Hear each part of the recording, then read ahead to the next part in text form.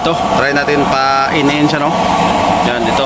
Pahinaan lang natin. Lagay natin sa kalahati. Yan, kalahati yung blower. Kabila, kalahati lang lagay natin. Yan. Kabila din, kalahati.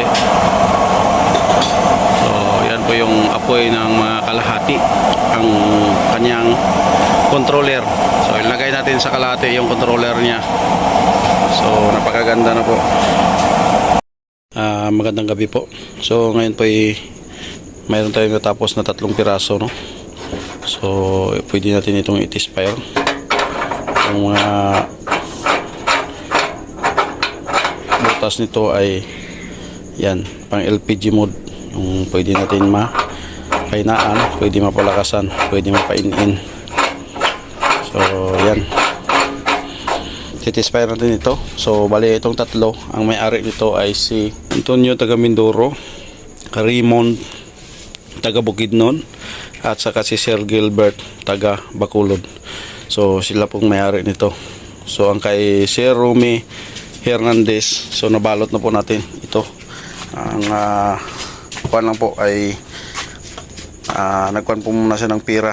Sabi niya, hold muna sir, para ikuha ko pa yung pira, iipunin ko pa. Walang problema yan, bigyan natin si sir ng panahon para makaipon din.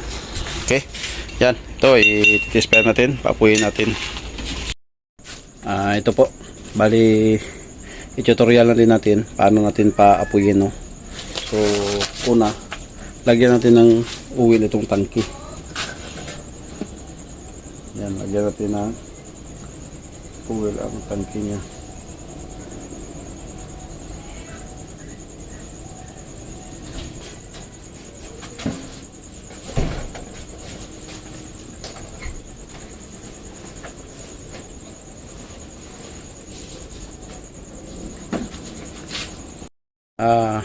So ito, nalagyan na po natin ng oil. So pwede na po natin itong i-open. Ang mangyari, babantayan na lang po natin dito na pag umabot na siya dito sa kanyang chamber ay patayin na po natin. So ganito yan. So i-open natin dito.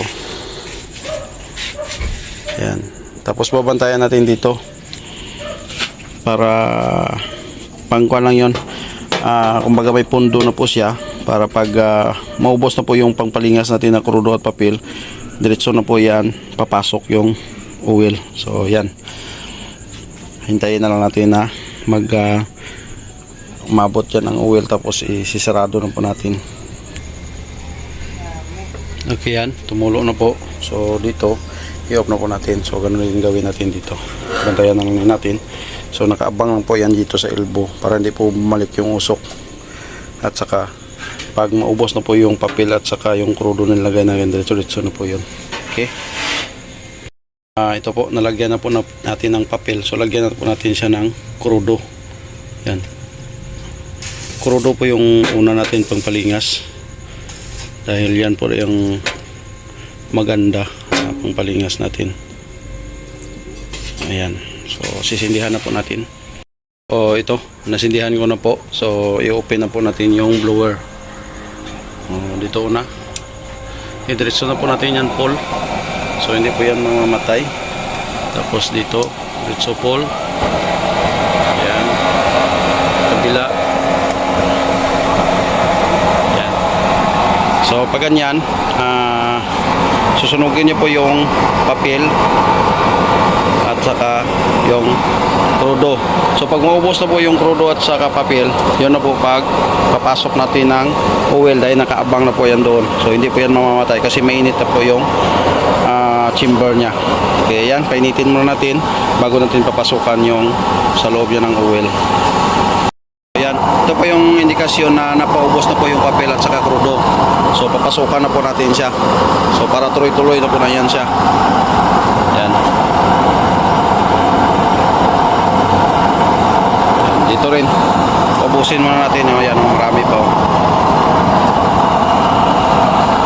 Yan, ito paubos na po. At ito paubos na din. So papasukan na natin ang oil. So dito rin papasukan natin. Yan. So, ditso na po yan kasi nakaabang na po yung ating oil dyan. Yan o. Yan. So, diretso na po yung apoy niya. So, yung isa, nauna na po siyang nagpainit, no? So, pwede na po natin yung salangan. So, dagdagan na natin ng oil konti. Yan.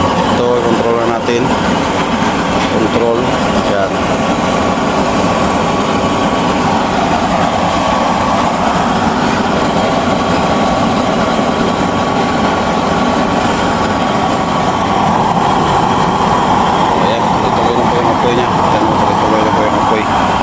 Ito, papatungan na po natin ng paano, mga kaldero.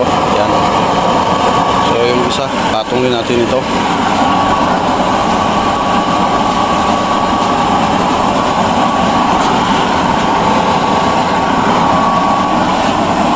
So ulit, patungin din natin. So yan. So patayin natin yung ilaw. Yan. So makikita na natin yung apoy na maganda dyan. Yan, maganda talaga pag mag-dispare kung gabi. Kita mo talaga yung blue flame talaga na apoy. Yan, yan daw. So tingnan natin yung pan. So parang ito may problema, may leaking. So yan yung repair natin. Ito pinagpraktisa ng pamangkin ko kanina, so para wala tayong pan, mas maganda ganyan yung gusto magtuto. So i-repair na lang natin, mas maganda kasi yung matitisfire natin. So yan, ito try natin painin siya, no? Yan, dito painaan natin, lagay natin sa kalahati. Yan, kalahati yung blower, kabila kalahati lang lagay natin. Yan, kabila din kalahati. So yan po yung apoy ng mga kalahati, ang kanyang controller.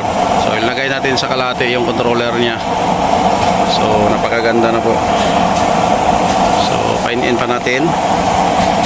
Wala mo pang kanin, yan, painin pa natin siya. Kabila, painin natin.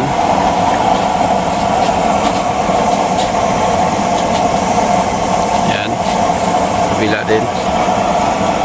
Painin natin. Oh, yan. So, yan po yung inin. So, palakasan natin. Yan. So, dito sa kabila, palakasan din natin. Yan. Yan. Napakaganda ng mga kanila. Pwede na natin i-kuhan ito. Yan. Painin. Palakasan. Ayos. Kabila. Painin. Palakasan. Yan. Kabila. Painin. Palakasan. Yan. So napakaganda na po ng apoy. So ito na po yung order nyo, Sir Antonio taga Mindoro. Yan, LPG mode, nagdown po si Sir ng 500. Si Raymond taga Bukidnon, nagdown siya ng 500. Si Gilbert nagdown din ng 200. So yan, Sir, pa-confirm sa inyo kung okay na ba yung apoy sa inyo para malinisan ko na po ito at mapadala sa inyo bukas. So ito na lang yung repairin natin. May problema kaunti, so bukas repairin natin yan. Okay, yan. Okay na po yung kanyang mga apoy. So pa-confirm na lang sa inyo, Sir. So magandang gabi po sa lahat. Sa bago pa dito sa ating channel, please subscribe at i-click nyo ang notification bell para updated kayo palagi sa ating mga bagong mga video at mga tutorial. Yan, thank you. Magandang gabi, bayan.